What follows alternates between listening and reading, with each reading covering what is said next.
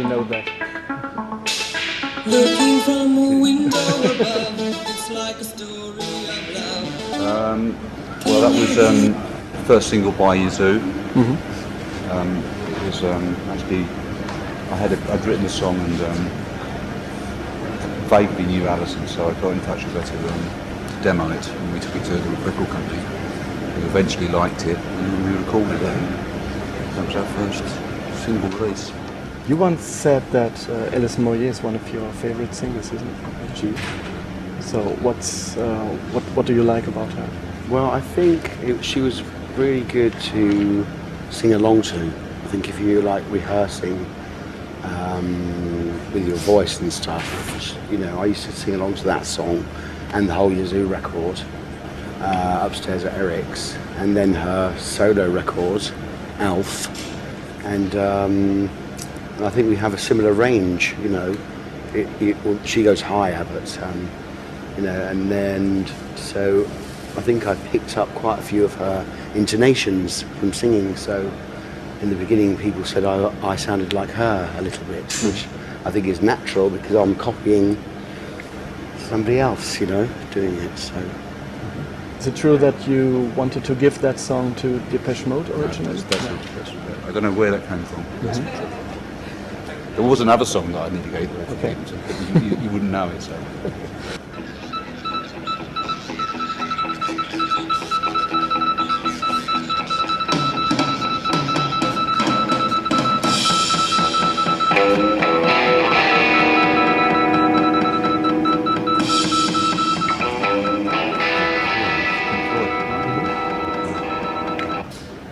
Yeah, that's Pink Floyd.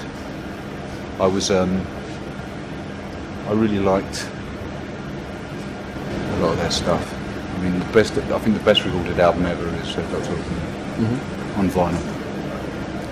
My sister actually, she got into them. She was interested in them in the first place. She's older than I am, so. And I saw them live once. Did they have any impact on your kind of, or your way of making music? Not really.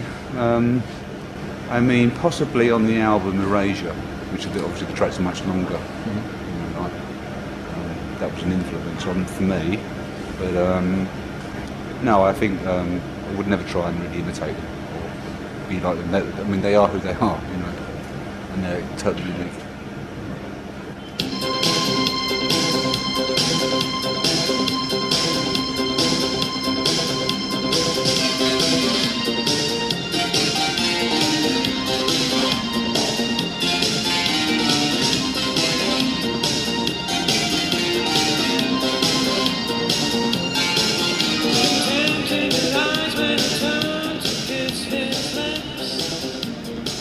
You know that probably, yeah.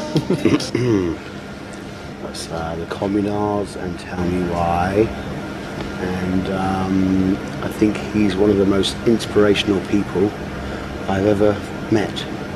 And at the time, we were kind of on the crest of a gay wave, if you like, in music, and you know, I think me and him. I mean, there has been Tom Robinson before that, and there had been Boy George and the gender bending kind of thing, and Mark Harmond, but nobody had actually said they were gay, and Jimmy was kind of the first one, apart from Tom Robinson, and I kind of tagged along, you know, and it was a really fantastic, empowering time in music.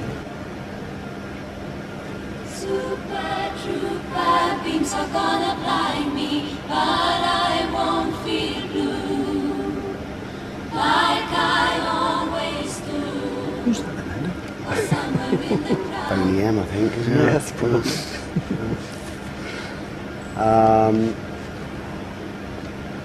I can really relate to that song now, especially with being on tour for so long, and you know, especially with missing my loved one, it makes you. I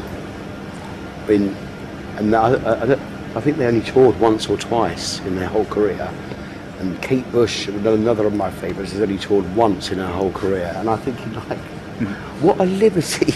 Like, you know, not touring, but at the same time I really, really admire them for not doing it.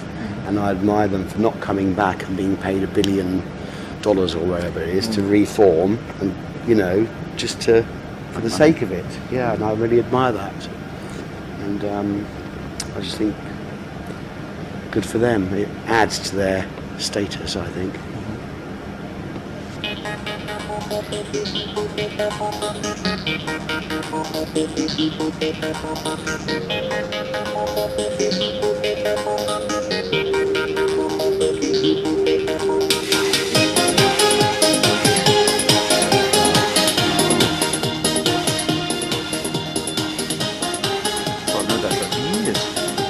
Amateur hours, yeah, that one. Yeah, we did that one, didn't we? You did it, yes. Yeah. Well, that was the first. I mean, Sparks was the first single I ever bought. Not that track. It was just Town Ain't Big Enough for both of us. And I still listen to that at home. And I met them. Did a mix for them. And I met them in London once, and they are exactly as they are on TV. Okay. Just like odd. They are genius. And They genius, really are yeah. genius, and they keep going and going and going, playing these little clubs. You know, I think they have their own label. I'm not sure now, but I just, you know, they've been going since the '70s, and they were doing that in the '70s. I think it's really amazing, and all the different types of music they've done, like Little Beethoven and stuff. You know, it's really, really incredible. They should be in the Rock and Roll Hall of Fame. I'm sure they are, aren't they? Don't know. Oh, I thought they are.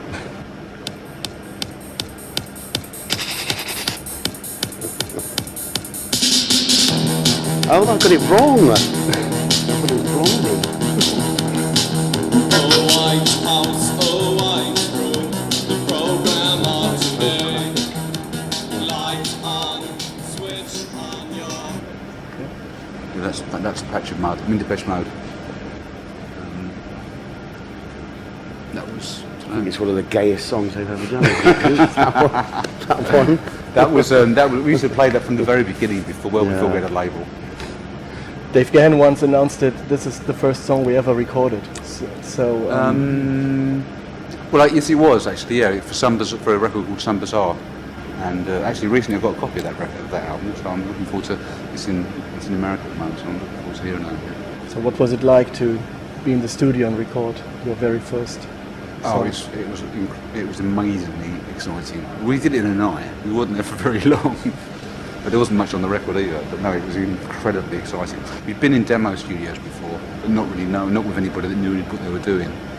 So that was done. Steve-O, who released the Some Bizzare record, was there. He was sick on the mixing desk that time.